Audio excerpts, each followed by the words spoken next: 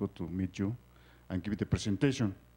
And because we are part of this group, including Dr. Dietmar Rosel, another German citizen, we are only the two part of this group in Mexico, so I was asked to give the presentation myself.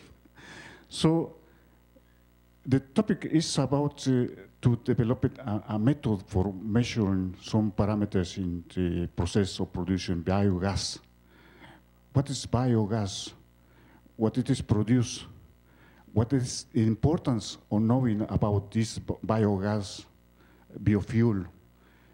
Some years ago, there was a breakup in Mexico to developing some biofuels to start competences with the fossil fuels. So in this area, we were more important, in Mexico, they were most important to produce ethanol or biodiesel, but no biogas. Why no biogas? So let's talking about this part of the biogas. Sometimes biogas comes from the decomposition of the organic matter. Sometimes we call it fermentation. Sometimes we call it digestion. But what is coming biogas? So, for description, this is a biological decomposition of organic matter, and mainly, sorry. Oops. Okay. Yeah, no, I took the control now. So it's residues, animals and vegetables. They are converted into biogas. Biogas is a mixture of methane and carbon dioxide, mainly. There are no other small traces of gases. Some of them are contaminants. So what we need to have some bacteria that work in an environment without oxygen. So it's this anaerobic digestion is possible to produce or to use great amounts of residues to produce biogas. So this is the area it's important to use these residues. So the digestion, we have more than 90% of the energy produced in the process is transformed in methane. Methane is important for the biogas. So a wide quality biogas has a large amount of methane, a less amount of carbon dioxide. So, and the energy including to produce is very, very small. So that's the advantage of using this process. But in this process of producing biogas, they have some four stages of producing the biogas. So in the first stage is producing the hydrolysis in the process. It's including the proteins, carbohydrates, and lipids, and this are hydrolyzed for these enzymes, and they produce these microorganisms, acidogenic and fermentatives. As a result, there are some components, some compounds, more simple amino acids, as sugars, and fatty acids in the process. So, coming from this hydrolysis, in this step, fermentative acidogenic, acetogenic, and at the last stage is the methanogenic process. So, what's important of this in biogas? Well, the substrate we can have it, organic residues from animals, from energetic plants, including to cultivate maize, cereals, coals, and girasol. Organic residues from the houses or the communities, organic residues from the agri-industry, and some residues from the sewage treatment plants. So it's important. Coming from the residues from animals, we'll have the pigs, the so cows and birds. And this process, we have a small amount of biogas. There's good disponibility of these manures. The cost of the manures practically is zero, because the farmers, they have it there, so the cost is practically zero. And sometimes there is, sometimes there is no market for these products, so that's advantage. But we can also, as well as we have it, produce maize for alcohol, we produce sugarcane for ethanol, so we can produce maize from producing biogas, cereals, oilseed rape, and including grasses we cultivate. The production of biogas is very high. So there is good disponibility, but the price of producing these crops is high. So the producing biogas increases in cost. We use organic residues from the houses and the communities. Well, we have to separate it because it is a mixture of residues in the houses, the communities. We have to separate it. We can use residues from the cutting the grasses in the parks, or but the production of biogas is not good, but it's reasonable. There's good disponibility of this process in the disposing the litter of the municipalities or the communities, and sometimes people that they receive, they are paid to remove these residues from the places where it is located. So it's another market for these products. And sometimes we use these residues from the treatment plants of the residual waters. So we have these residuals, and it comes primarily from this process, and the production of biogas is very high. There's good disponibility of these products every day, and we receive a payment to remove these residues from the sewage treatment plants. We use also some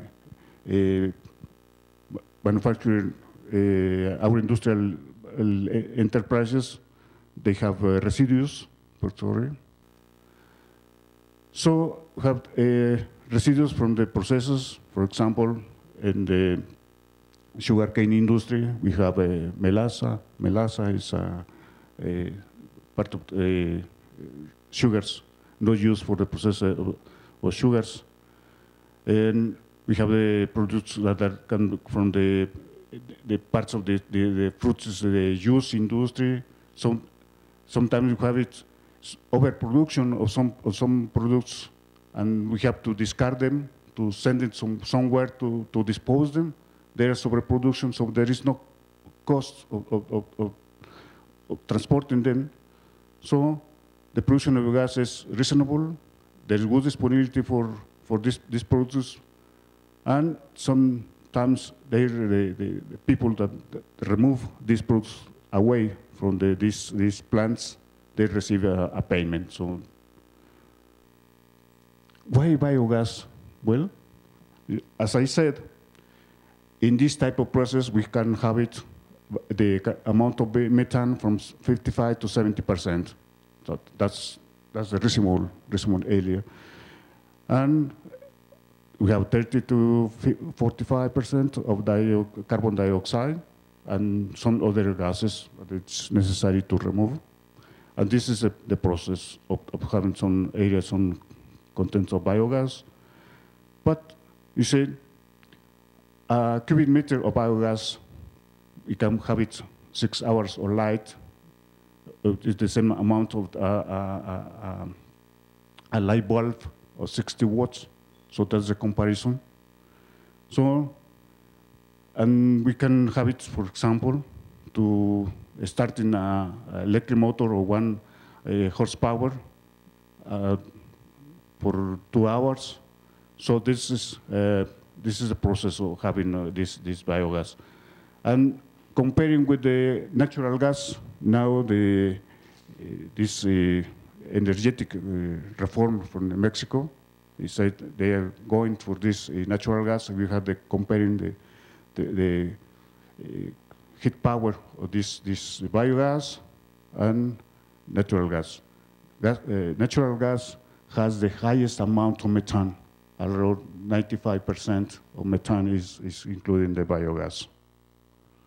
So we have, with this group, the University of Rostock and Colegio Postgraduados, we have some data about producing this biogas. We have a manure, and this part is from the process of fermentation. We took this part and we recycled this area. So we have some production, some biogas in this process. So we're trying to increase the amount and the quality of biogas. As I said before, if we use just residues or several types of residues, we reduce the amount of biogas and we reduce the quality of biogas. The ideal process is to have just one product, but it's difficult. So we can use it only maize, for example. Germany is using some plants, commercial plants, silage maize to produce biogas, and this produces the highest amount of biogas. So the future tendencies of this area is to use energetic plants, energetic crops, as well as using ethanol or biodiesel. We have to cultivate these plants. For this, we have highest production of gas. For the microbiology or biodigesters or high productivity, the treatment of residual waters, injecting biogas to the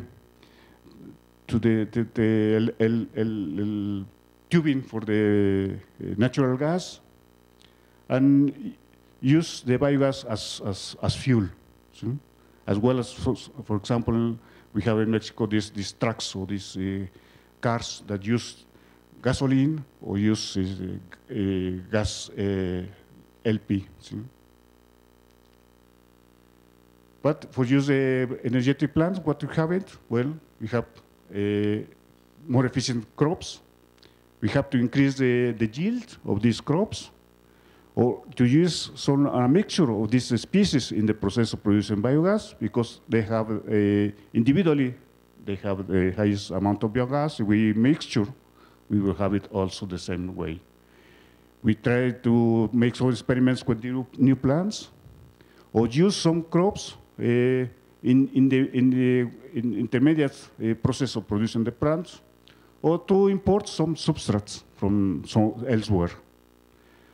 Difficulty, the obstacles, we have created competence with producing food.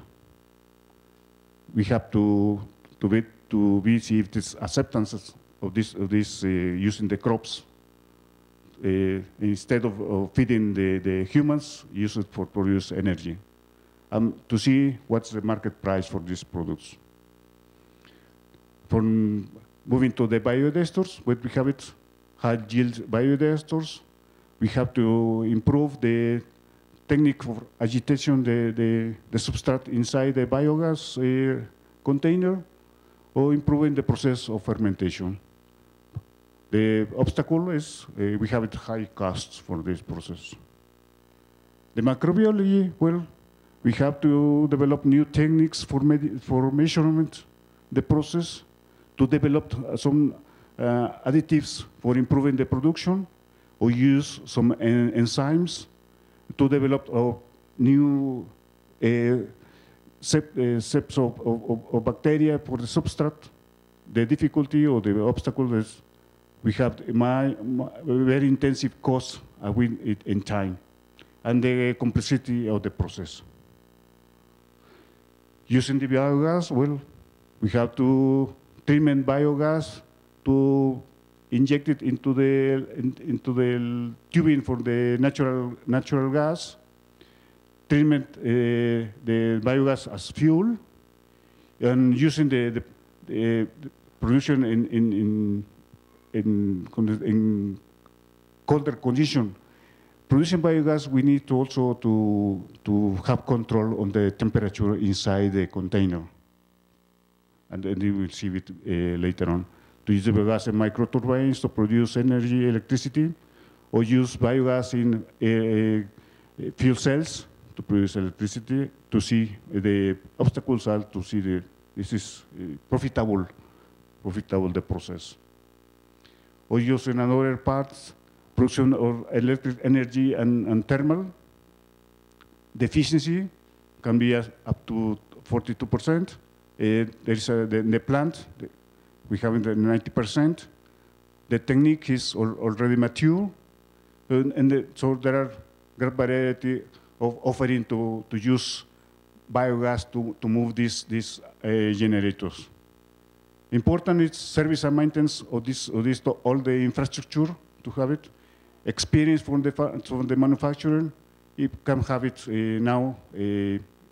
Supervision online, it's important also. Well, now biogas, because we are talking about this, including Germany in this process, with these colleagues from the University of Rostock, we see the production of biogas in Europe in millions of cubic meters, and we take Germany. So they are the leading country in this area. But see, the numbers of biodigesters in Germany is increasing rapidly. Even in 2014, we have almost 8,000 biodigesters, the different sizes. So, but there are changes in the process of producing biogas in Germany, because now they are looking for more efficiency to produce the highest amount of biogas and increasing the quality of this biogas. And to see another ways of how to use this biogas in the process. We see in the chart here how it's increasing the process of the plants in Germany, and we reach this point. And this point is telling us that we are not increasing the amounts of the plants. We cannot increase just the efficiency of the process. So, but there is no easy, just very simple, just to try to increase the amount of biogas or to increase the quality of this biogas. So we make a resample here of the process of the production biogas, hydrolysis, acidogenic, acetogenic, and methanogenic process. So, but what are the conditions of the bacteria living in the substrate? Well, we have this contradiction, because in the two processes, we have this hydrolytic and acetogenic bacteria, and for living, if we can contain the temperature at around 35 to 38 centigrade grades, but they need a low pH around 6. See? But following in the process, we have the acetogenic bacteria and the methanogenic, and they require in this process a pH of 7. So there is a big difference just to move from 6 to 7. We say it's not too low. You can say not too low, but we go with it's not a right line. See, it's many factors increasing this process. So what is the conditions of the bacteria?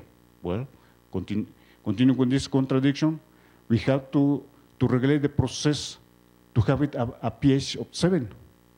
It's better to have a more alkali condition inside the fermentation instead of acid fermentation. See, so that's the usual way we have it to keep it the whole process of the production of biogas. This having a pH of 7, but The big question is how to do it. Well, if we're coming to have the bacteria, well, we have no sufficient bacteria for what's the process. What is the changes? What is the changing for pH of 6 or 7? Well, if there are bacteria is important, the amount of bacteria is important.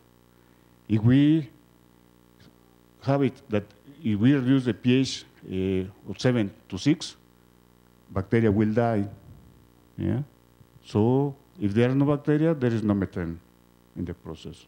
So we need to increase how? Well, we have it here. The problem is here in the process. If we use maize, yes, maize, but the whole plant of maize in the process of fermentation, we have to this for to mention two parts. This the corn is easily degradable, breaking down very easily, but the leaves or the husk that cover the corn is not so easy. So you have two. It's maize, but there are two separated parts of the maize. So that modify the process in the fermentation container. Another part is using another leaves. We use it maize, fresh maize. It's different if we use dry leaves, because dry leaves absorb part of the liquid of the substrate. So there is no uniformity in the substrate in the entrance of the fermentation container. So that's modify the process. So how to measure the pH? Well, we use this normal device that we can have it in the labs to measure the pH. It's so simple, but we have to do what's important, to use these devices inside the substrate to measure the acid condition, or to measure after the reaction. What's happening after the reaction, after the process? We have to stop the supply the substrate inside the container to reduce the feedstocks that degrade more easily. So there is a different condition, in which part we have to measure this acid condition inside the container, in the substrate. So we took it another way. We have it just the functioning. How's the typical functioning of this device? Well, here with the electrolyte, the electrodes. I think many that works in the labs knows how to work. The problem is here, how to measure the acid condition without measuring the pH. So, well,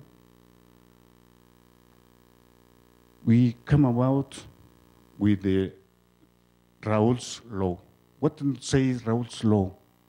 Well, it says that the initial condition, if we want to have it, the vapor pressure of one constituent in a mixture or components, we have to is different, or there is a correlative condition from the different vapor pressure of the other components inside the mixture. And then, so if we have it, and it's also including the molar quantity of this constituent inside the mixture. So we call it there is weak gases in the process. So we have it here. I want to explain it. We have the fermentation. We have the water, or we don't have the water. We have the mixture, the constituent. We have because of the temperature in the fermenter, we have the steam of water here, or steam of vinegar, acid vinegar. So in conditions of temperature and concentration of the liquid, the concentration of the gas, we have some similarities in the process. So we have to find an equilibrium on the liquid and the gas phase. What's the condition that you can have it measuring the vapor pressure here, and what is the condition of the acid inside the mixture. So the objective of this latter work with these colleagues from Germany is to develop a method, measurement method, to determine the organic acids that go out with the flow of biogas. In real time, this method will allow to avoid the bacteria to die, so it can assure that there is no reduction in the process of generating biogas. So it is possible to adapt the feedstock to the entrance in the entrance of the substrate inside the container. So the partial objective is to use, it's possible to use the Raoult's law in this process. So if we have it here, a description of this schematic presentation, we have the fermenter here, we have the agitator here, we have we are measuring the pH here at the top over the surface. This is the line of the fermenter. This part is the farm of the biogas is being produced with going out. This part is where the supply of the substrate inside the container. We have it biogas coming out from the fermenter here, and we have it and storage of biogas. So we have to measuring the acid condition of the biogas will tell us what's the condition of the acid condition inside the substrate. So, because the bacteria are in the substrate, not in the biogas. So, there were some other methods applied for this measuring this condition, and unfortunately, because the sensors were inserted inside the substrate, there were because of different conditions, different temperatures, there are no very accurate information. So, if with this method, we measure only the acid condition in the biogas that is go out from the fermenter or the digester, we can have it a correlation. What is the condition inside the substrate in the container? So we can act with this information rapidly. We can reduce the temperature, or we can increase the supply of feedstock inside the container, trying to reduce this acid condition. So that's apparently this is a very simple process, but it give us a condition, or this methodology give us a very good results.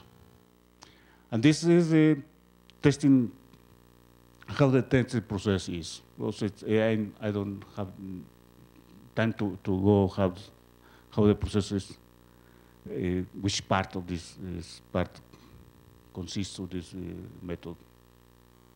So we use 2 fermenters with a continuous supply of substrate, in this case maize. We increase the load during the time of testing of 60 days. We measure the following parameters in these 60 days, the coefficients, mediation of this condition, using gas chromatography, extraction of this biogas and the liquid for the apparatus, using also chromatography, and comparing the data in the condensation, in the biogas that comes out and the liquid inside the fermenter. And the information is here. Measure parameters 5, 20, 88 for the 60 days. We have this information. We have the value of pH. You can see here how is the condition. So we have in a pH very high, so there's a good condition for the bacteria. It's not ideal, but we have it to reduce even more. So we have this coefficient, the organic acids that go out, including the total carbon, organic carbon inside the fermenter. So we have this in the fermenter number 1. And the fermenter 2, we have different conditions. Also, we have it at the value of pH is high enough. So, but there are differences. You see in the last chart, you can see that the pH changing from the 5 days condition, and it is almost the same. The 34 and 48 days, there are no difference in these areas. But in the second fermenter, it changed in the 20 days and the 40 days. So we have this condition inside. So what the last? So even if we have the same substrate inside the fermenter, and we use the same amount of loading the substrate or the feedstock in the container, there are some difference in the value of pH formation, the condition. This is how measure the timing in the fermenter number 1. We have it in July, with July, August, we're on the measuring. In 10 of July, 12, 14, 16, we're having the measure. So we have it, and this time, in this time of the process, we have some changes, multiple changes in the concentration of acetic acid inside the fermenter. So we have it here the conditions of the biogas that come out from the fermenter, and we have the substrate. So we see how the conditions were changing, and we see this same information in the second fermenter. Remember that this was in every 2 days, but in pairs, and 10, 12, 14, 16, 18, 20. And the second fermenter we measure in the non-days, in the same in July and August. So, and it also measuring the acid if we have the condition from all the condition, the biogas that is coming out from the fermenter and the substrate inside the fermenter. But it is from 1921 to 22. So you can see that in 1 day we measure in one fermenter, and the next day we measure the second fermenter continuously. You see? So we also see that in this timing of July, we see the condition was changing, and goes in the timing goes reducing. So from this information, we can assure that we can relate the condition, acid condition in the biogas to the acid condition in the substrate. So the conclusions at the end is that the concentration of acid shows a high volatility. That means that goes in with the biogas. The concentration, sorry. Like the material or the biogas, the mixture of biogas that go out, it's equivalent to the concentration in the substrate. The concentration the material goes with the biogas is changing a little bit in time later on. See? So, and changing from one day in the process, because the acid high volatility, so it changes from one day to another. So, and this process has taken is going to have a patent for this methodology, and it's well, we have very happy in this working. So, and coming out with this some work we did with these colleagues from Germany. We use, instead of just having this installation, permanent installation for producing biogas, we work with them to have it this biocontainer. It fulfills this concept of genetic autonomy. It's oriented, it's mobile, it's a small one, it's mobile, it's autonomous energetically, all the energy, and it needs to work with this instrumentation, and the process is autonomous, is robust, and can be have it controlled. So this gives more important that the information to give us this process of measuring the acid condition inside the substrate. So, thank you.